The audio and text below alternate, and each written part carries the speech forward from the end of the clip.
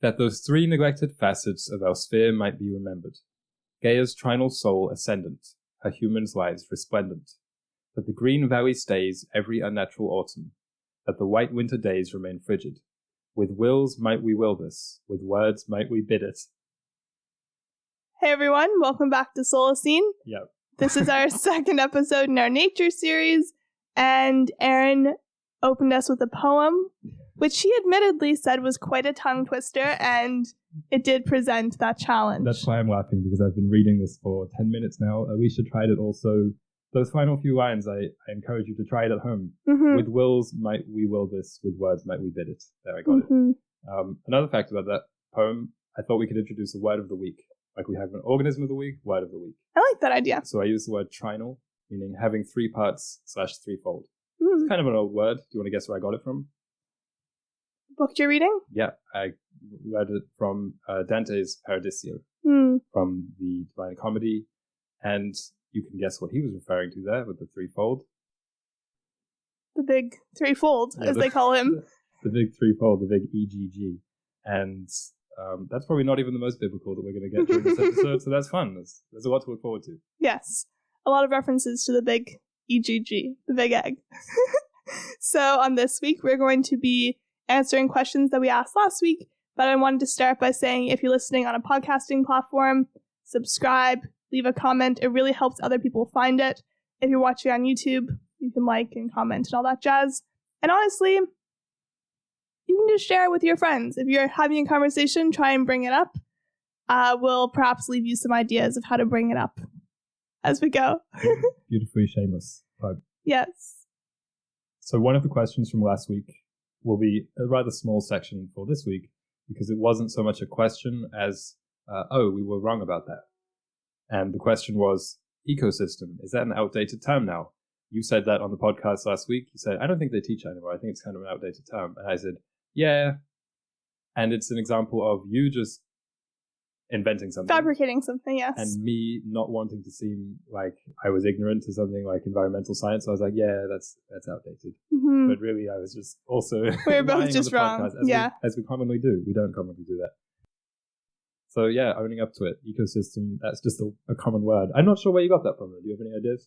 My guess, because obviously I reflected on it upon proving myself wrong, I asked my sisters who are younger than me, so went through the education system after, and I just remember hearing someone say that, and I assumed it was one of them. Because you know when younger siblings come home from school and they say, oh, we don't learn this anymore, or what have you. They said it was still taught and all that. But the reason I think I came up with this is because perhaps ecosystem has been co-opted by a lot of other linguist purposes. When you type in ecosystem, the first thing that comes up is not a ecological ecosystem, it's the Apple ecosystem or a workplace and so on. Right. What do you think about that technological ecosystem?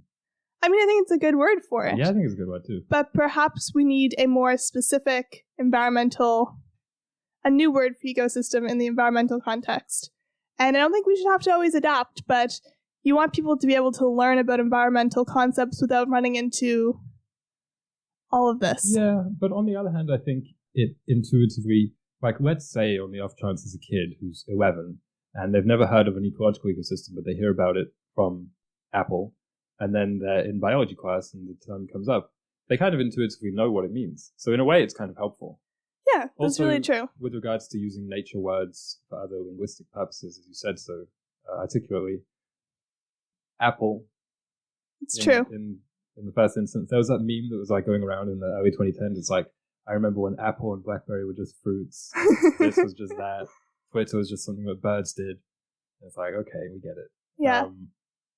But it also sent me down a bit of a rabbit hole with regards to ecolinguistics, the field of how we define especially ecological issues with words. Mm-hmm.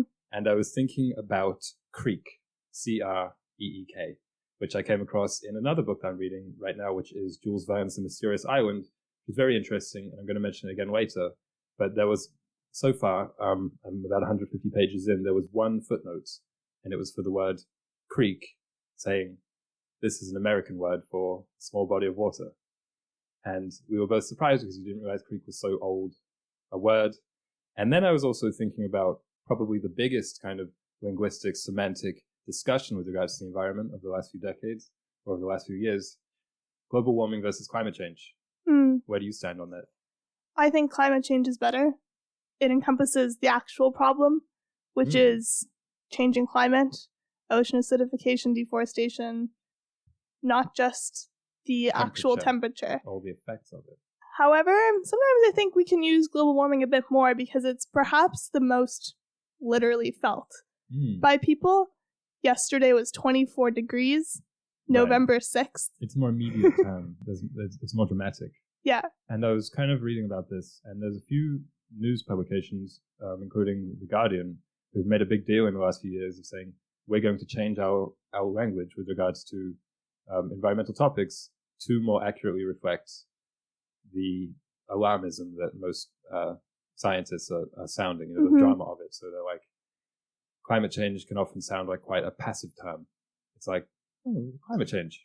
Yeah. It's got those two soft C's. It's alliterative. It's kind of nice in a way. Yeah. So what about climate crisis? Like all those types of things. Yeah, I see. Which I just think is really interesting. And I was kind of looking up the muddled history of these two terms, which was first, which is more kind of politically motivated. And there's some different, depending on like who you want to believe, basically, there's different arguments for both. But it made me think just generally about our messaging when it comes to environmental issues. And I think maybe we can talk about that next week. Not exactly sure how. Perhaps is there a responsibility of the media to, be in tune with scientists, or should they try and be more moderate? Something like that. I'm not sure. Because often, there's claims of like doom mongering or fear mongering or alarmism. And I completely get that because there have been a lot of projections, scientifically that have gone amiss. So it's just the way we talk about these things in language. I mean, in print, it's just word choice, but also in something like a podcast, there's tone. Like if I was talking about climate change, which is, I think, a lot of news outlets do, or news channels, people be like, that's the attitude their audience kind of starts to take. Yeah, also if every single evening news features some kind of climate disaster, perhaps it becomes a bit boring in the audience's head. So perhaps, things are happening every day, but choosing to report on it in a way that makes it still feel as significant as it did 10 years ago when we first started realizing how bad it was. Yeah, maybe it lessens the impact of things when you refer to everything as a disaster, even if it might be a disaster, I'm not sure. Yeah. We can talk about that next week. But I was just kind of, when I read about this and the kind of cynicism that people face towards it, it makes me again appreciate more or lean towards terms that are kind of superficially inarguable, like climate change, and global warming also, they have a scientific trust or knowledge kind of baked into them, implicit. It's like the climate's changing based on data, global warming based on data, or based on theories and things like this. But if you said something like habitat destruction, like that's a visual thing, or I don't know, biodiversity loss. Like these are honestly just like pollution. I've always liked pollution because it's not. They don't have to trust anything. Yeah, you can just think about it from a common sense perspective. It's like, well, if there's this many people and we are growing economically and we are always building houses and stuff, of course habitats are being destroyed, quicker. So yeah, I like things when they have an intuitive, inarguable kind of nature to them. Yeah, I was also thinking a bit about the climate change, like how to refer to it.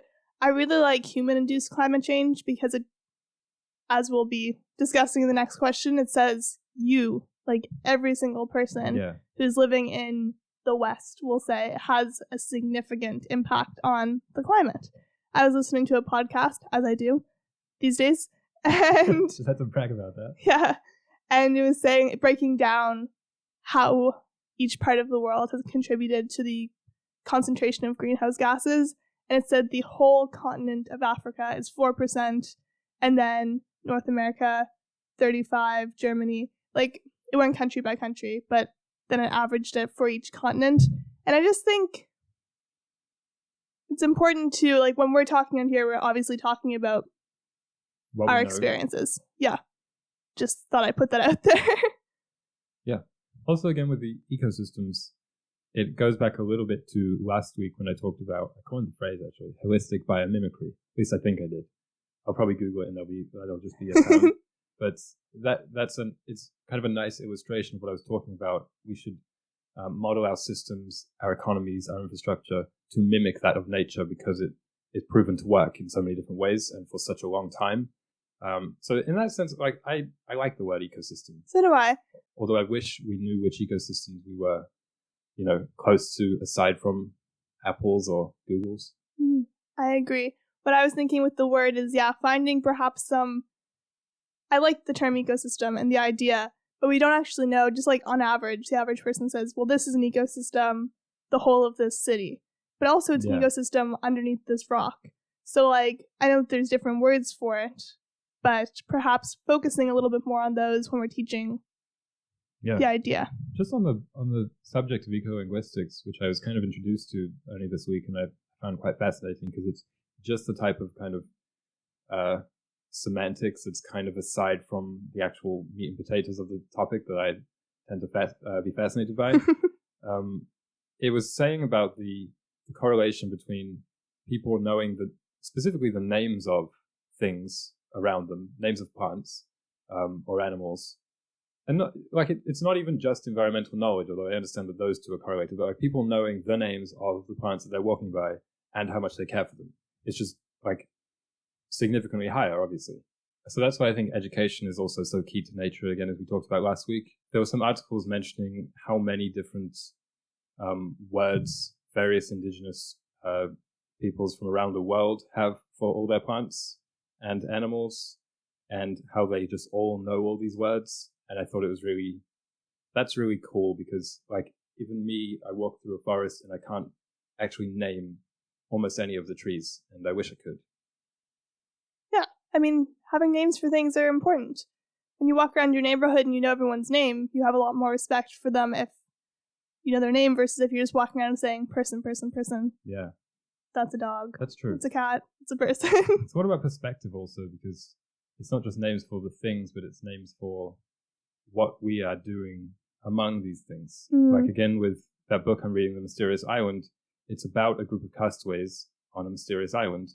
And from the start, they're very determined and they're very optimistic and they're very resourceful. And they resolve along those lines, we're not going to call ourselves castaways. We're going to call ourselves colonizers. Interesting. So I thought that could lead into the next question, which is about, are humans a part of nature or apart from nature? And where I kind of thought about this question was that it's almost, like not fully, but it's almost kind of a cyclical or like unanswerable question. And so I was thinking more about, should we be part of nature or apart from nature? Or maybe even more important, should we consider ourselves part of nature or apart from nature? Yeah, I went back and forth on that, trying to come up with a definitive answer. And I suppose we can just run through our thought process. My very first thought was that we should see ourselves as a part of nature, because I would say we are. Either we should be or we shouldn't be. Like, we are because we are organic. We are carbon-based beings who live on this planet. We rely 100% on the natural world for art, food, shelter, for every single need. So therefore, we're a part of it. Everything we do, every waste, every positive action also feeds back into the nature. So it's like, I say we are a part. Yeah.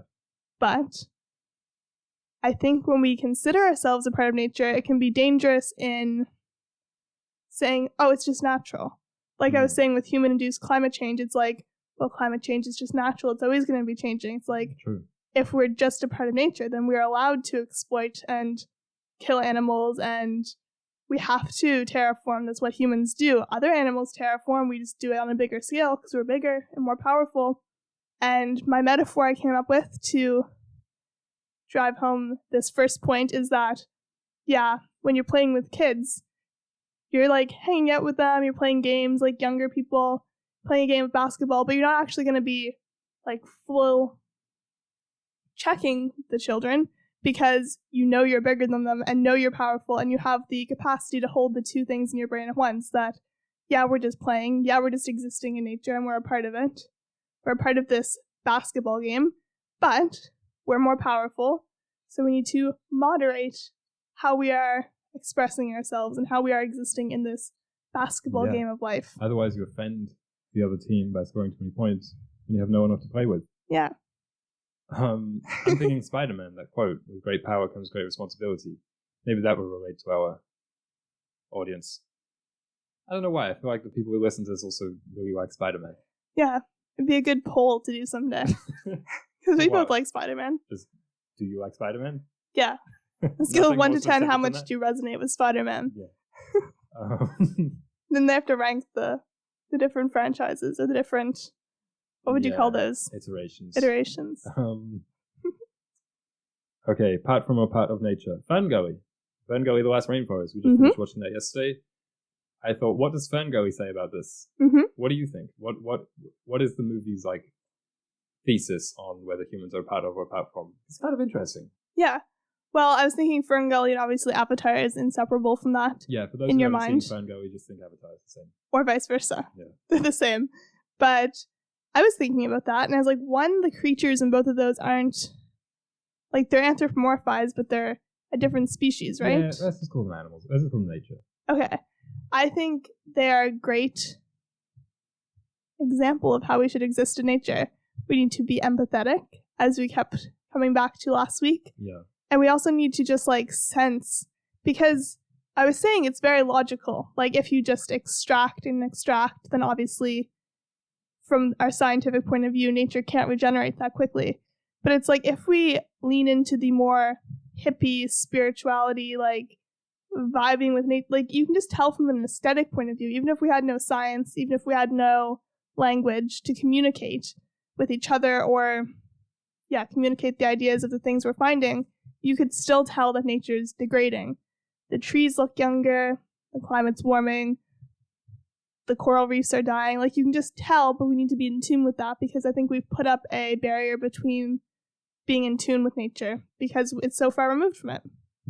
There's also, with regards to perspective, if we are apart from nature, then it's just a resource. Yeah. Like, it is a resource, but then it's just a resource. It doesn't, we don't really have to consider its breathing, really. Yeah. But if we are part of nature, then it's like cutting off your own finger.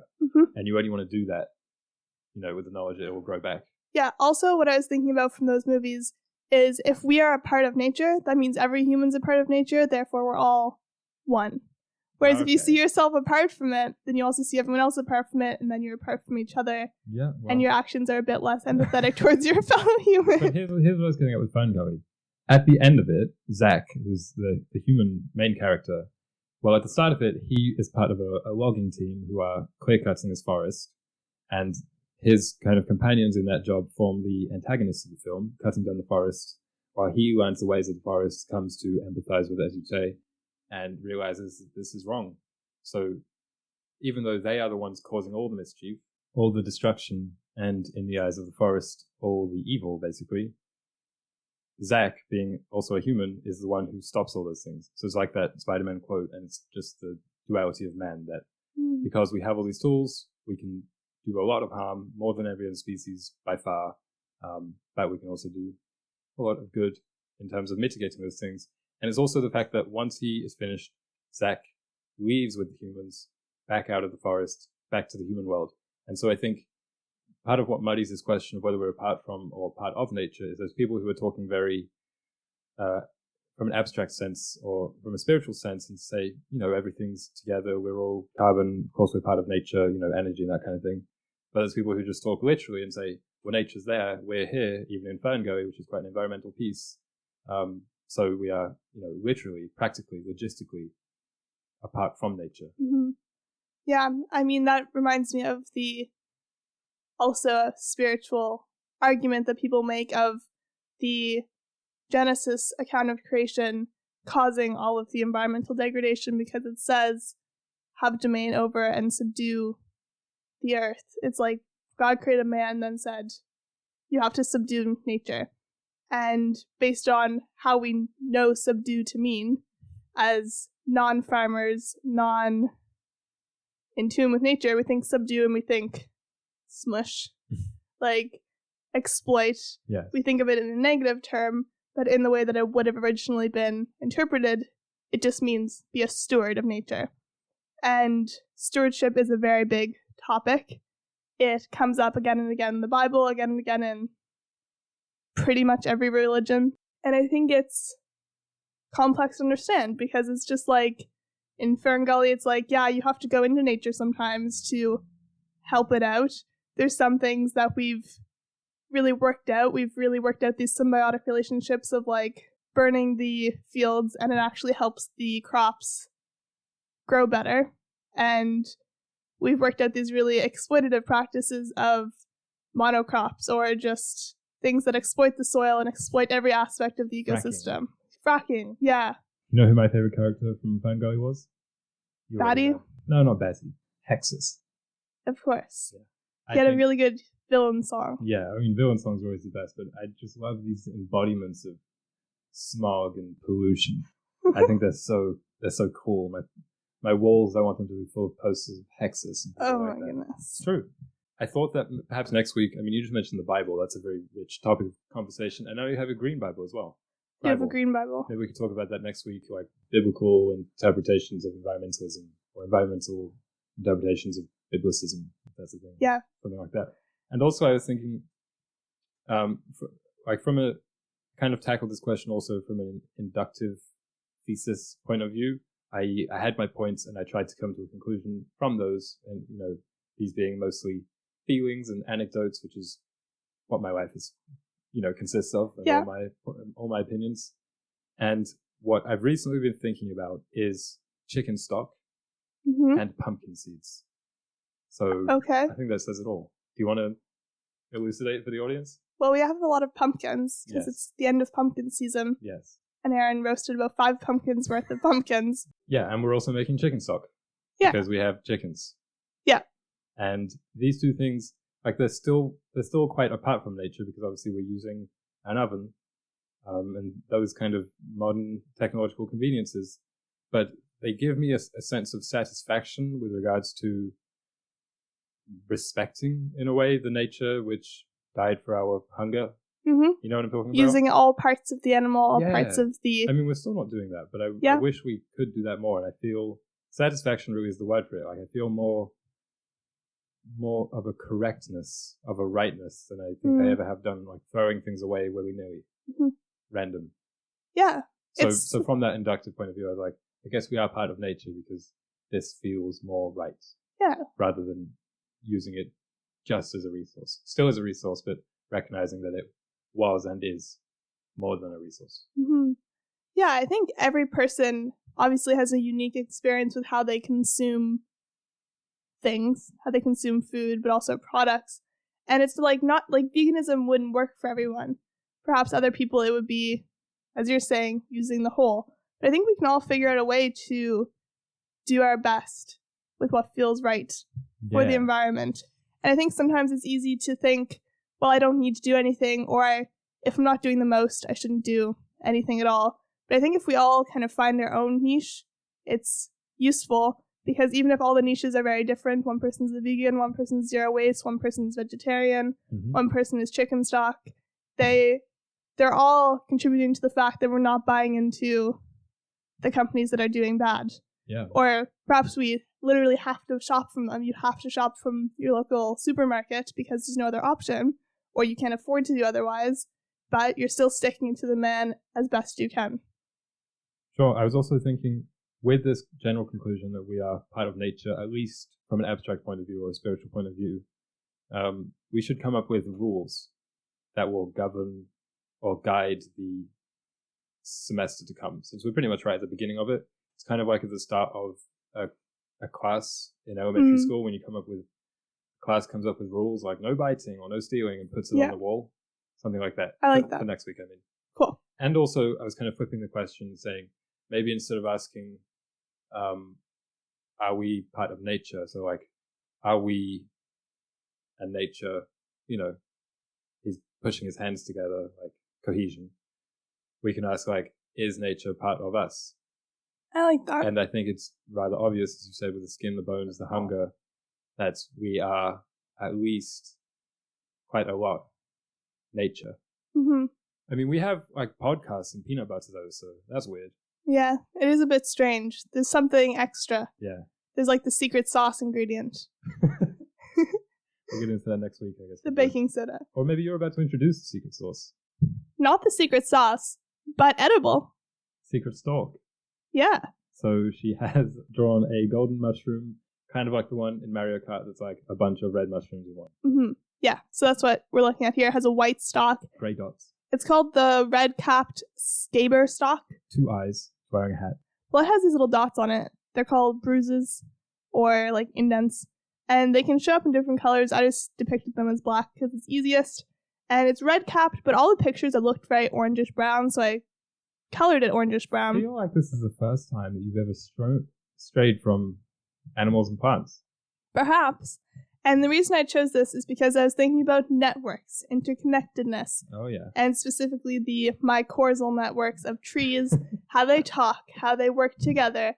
And this is a common mushroom in North America and Eurasia.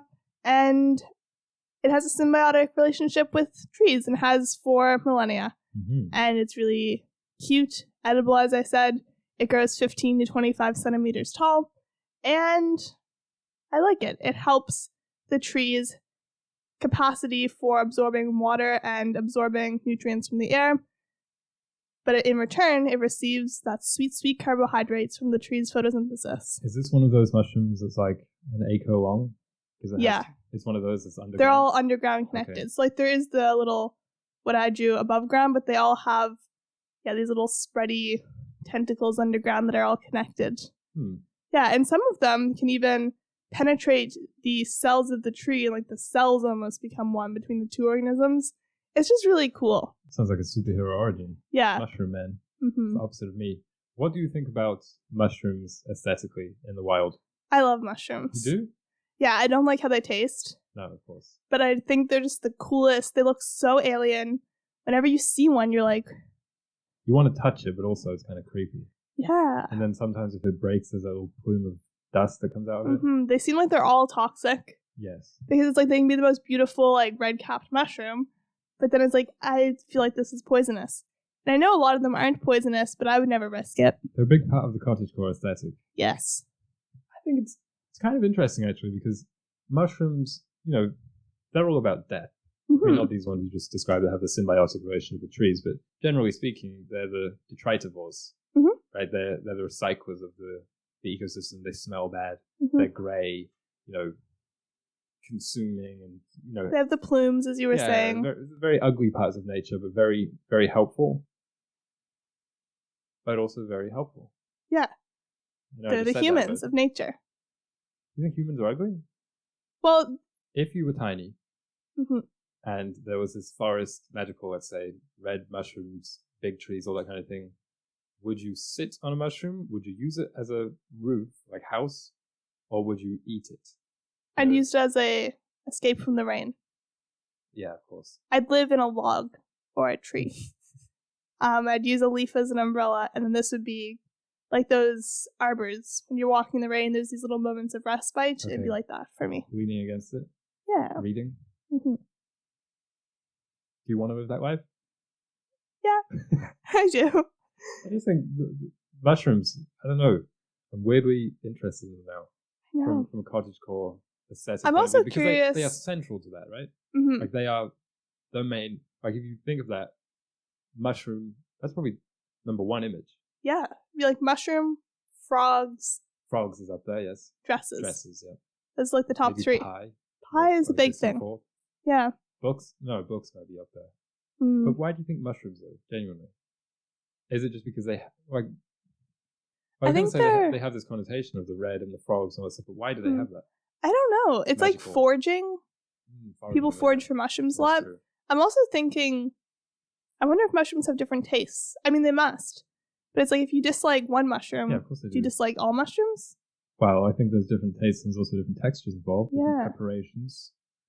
Maybe that's a project for us to try and figure out a mushroom we like. Yeah, because I only know grey. Yeah, the grey ones. Bone-like. Yeah, don't wash them, they'll absorb all the water. Really? Yeah. And it's just the underside, so black and oh yeah. Yep. That makes you hungry. Yeah.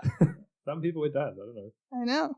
Okay, the third question for today is to expand on the Solacene ethos. I kind of hesitate to even call it the Solacene ethos, Because when I thought about it more and more, it's just my ethos and yours. It's just what we try and live We by. are Solacene.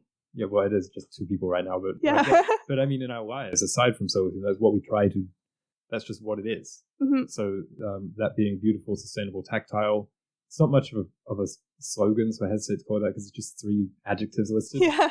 It'd be like if you're describing a mushroom as like red, ugly, small. Like that's what. So this is our way of describing the Solacene, and we wanted to kind of elucidate on it, especially with regards to new semester nature. And it sounds, I think, quite intuitive, which it is, rather self-explanatory. But I was actually thinking about it a few weeks ago because one of the common like oppositions I find to environmentalism or just activism is, well, the world's better than it ever was. And from a human perspective, that's almost certainly true in most quantifiable metrics. It's like everyone's eating way more, kids aren't dying a lot, women have rights, there's plumbing. You know what I mean? Like from a comprehensive standpoint like that, to romanticize the past, distant past in any way is like, that's just silly. That's basically just incorrect. But I think there are 3 major ways that the modern world is actually worse, perhaps worse than it ever was.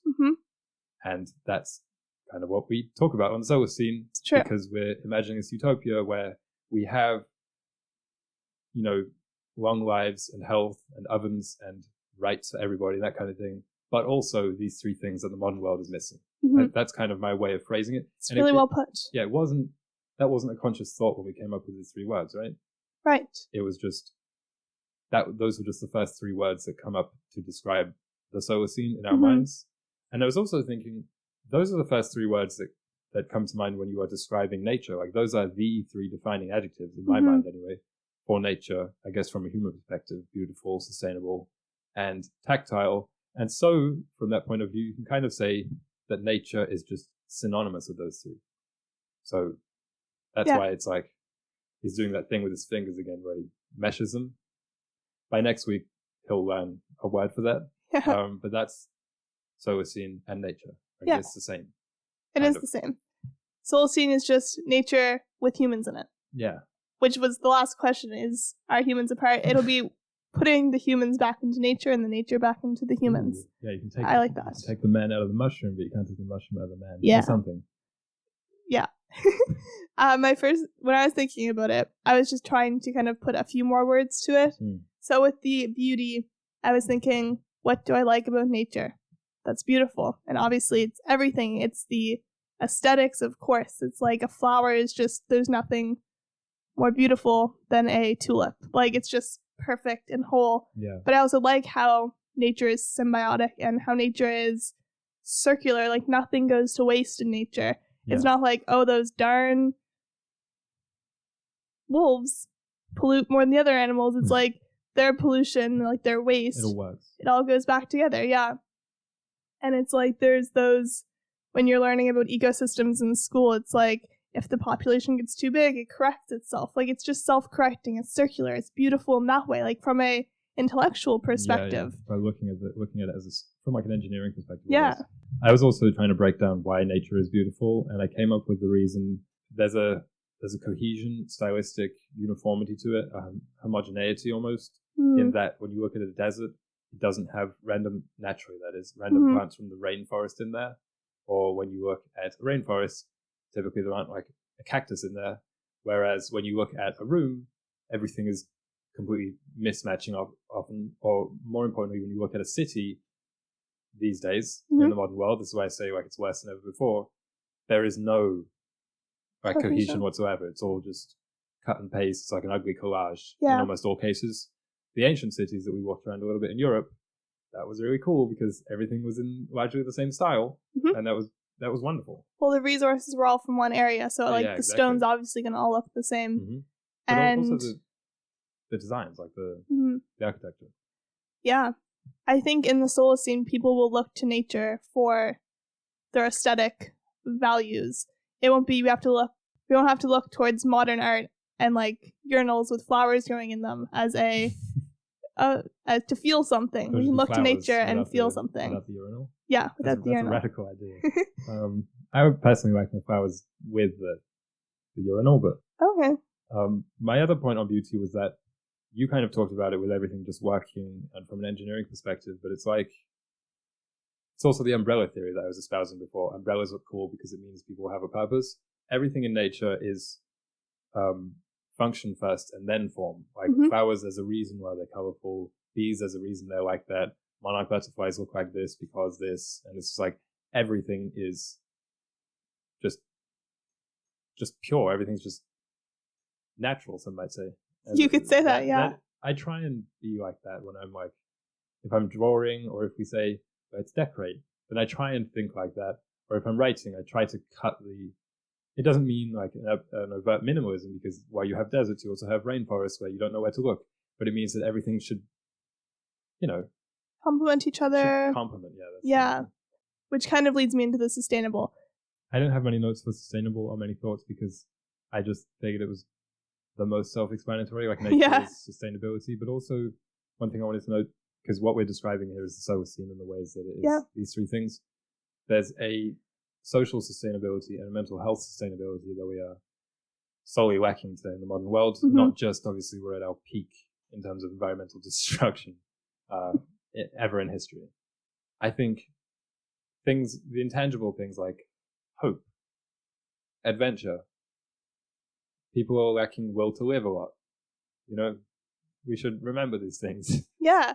I think social sustainability is a term that whenever I introduce the podcast, I say it's a social sustainability podcast, because to me, that's something that is slightly missing in like the common perception of the climate crisis. Because to me, they're not just to me, to the cause, social and environmental sustainability are completely the same. Like you could just say sustainability, but people very much focus on the environmental because that's perhaps how it's manifesting, how the years of isolation and the years of people having to just do the one job on the assembly line are manifesting, and us not caring about the climate, or caring but not knowing how to deal with it, not having the resilience and the slow living tactics and the self-regulation tactics to deal with.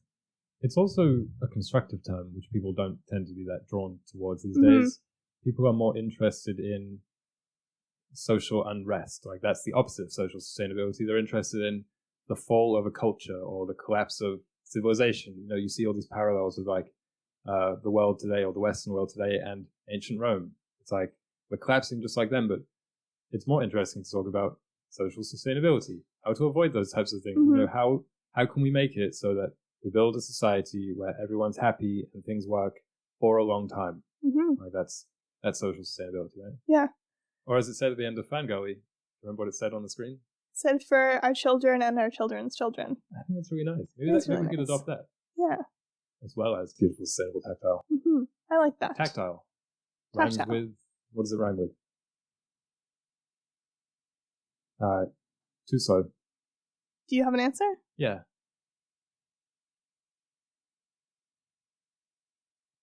Nail file. I was trying to think something tile, like a Scrabble tile. Yeah, I know. Yeah. So tactile, I think this also loops into the social sustainability in that in the Solacene, I think people will have the equipment and the capacity to truly experience nature's many layers, many dimensions. Right now, we don't have the skills. We don't have good winter clothes. We don't have ability to hop on a train to go to nature. It would have to be a 2-hour car ride. Yeah. And in the Solacene, we'll just be completely able to experience nature in all its glory, which will contribute to positive mental health and positive social structures, because it'll be easier to be inspired by those things. Whereas right now, all of our inspiration comes from 2D screens, 2D replications of nature, Animal Crossing, cottagecore YouTube videos, granola YouTube videos, and so on. Yeah, this is definitely the part of the trinal soul, or the three-pronged ethos that I think is the most overlooked, in that I never see anybody talking about it ever in school or in media. People will often talk about sustainability, how that's lacking in the world today, and that's a big issue.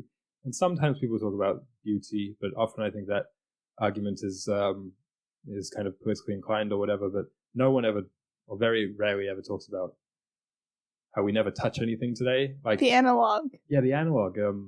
The fact that if you are an ambitious young person today and you want to do well in life or even contribute to society, as radical an idea as that may be, so often you are guided into computer science. Mm-hmm. And what is that? Yeah. Like, no, genuinely, like what action is that? Well, I know it does things, but not things that I understand. What are the people doing? They're sitting, their hands are on a keyboard or on a screen, their eyes are on those two things, they're in an office, and that's just what it is. Yeah. Like, those are the touch, those are the sights. And I just think it's beyond depressing that that's how the world is being built today more and more. Like, that's where skills and ambition are being funneled into. That's how we view ourselves progressing in the next 100 years, is like more AI or more, apps. And I just think that's woeful. So in the Solacene, things will be tactile again. Maybe there will be, or of course there will still be, screens and technology, the internet, computers. Those are all great advancements, but why don't we try and build it, maybe the interfaces, so that they are more human friendly, so that maybe there's something that you have to like shake. Not just efficiency friendly. Yeah, efficiency. To long-term sustainability of the person, so that when we give kids a technology, which I wouldn't do today, perhaps the technology would be adapted to their development. Yeah, I'm thinking about fidget spinners. Yeah. Like, those are awful, I think. But at least they're touching something. It comes from a place of them not touching anything. You think? I think. I mean, if kids were like, if their hobbies were climbing trees, like their hands would be busy. Yeah. If in school they were actually like writing, coloring, cutting, gluing, baking, they'd probably be slightly less. Even with writing, there's two things rather than just one. There's a pencil and a paper rather than just a keyboard. And you are physically like carving little inscriptions into a piece of paper that can last for a long time, or you can burn it or rip it or whatever. As with our zines. Rip them. Bop it. That'll be our like zine slogan. Yeah, like bop it. Yeah. Rip it. I think that's Beyblade though. Let it rip. Maybe we can do a collab one day. I don't know what I'm talking about. But tactile. Hopefully, I mean, if people are listening to this, I'm sure they realize. I'm sure they know. Or not that we like enlighten them on it, but they are here because they feel the same way. I think a lot of people feel the same way, but no one knows what the cause is. Like, a lot of people feel absolutely unanchored, in the world, because they're never touching anything, smelling anything. Another book I read recently was Daphnis and Chloe, which is an ancient Greek or Roman romance, and they introduce, it's pastoral, so they're two shepherds, and they have a pleasure garden, which today I think would have a negative connotation, like the tone of it or the name of it, but it just described for about 2 pages all the wonderful sights and smells in here, which are all just really nice naturey things. Yeah, I like that. Picking fruit off trees. Yeah. Having an herb garden, kind eating of like grass, eating dirt. Oh, yeah. Genuinely. Why not? Engage. Yeah, engage. Engage with the senses. Because it's like when you make something, especially, I mean, I've been crocheting. I crochet on and off depending on the season and the vibe. But it's like coming back to it every day and it's like, wow, there's 3 more rows on here. It's like you're literally anchoring your time in an object. And it's like any hobby does that. As long as it's like marking progress. It's like baking. You're anchoring it in the number of cookies you bake. Like, it's just like taking time out of the abstract, taking your brain out of the abstract and like seeing it manifest in physical things is so cool. Can we give homework? Sure. The assignment that I'm going to do anyway, listeners can do if they want, touch something. Okay. Really touch it. Get in there. Yeah, I don't mean like touch it very vigorously. I mean, feel it more than you ever have. Sounds so weird, but like if you're standing around, just go on some grass, get those dogs out, and feel it. Or it's like a pencil. Feel it. Sharpen it. Oh, I love sharpening pencils. That's why I like pencils now. Moved on from mechanical pencils and even pens. Pencils. Yeah. Or get a quill. Why not? make some pottery. I'm really into pottery lately. Yeah. Just things are changing. Get your hands dirty. Get your dogs dirty. Ride the scene. You can do that with the link in the description. Thank you all for listening. We will see you next week.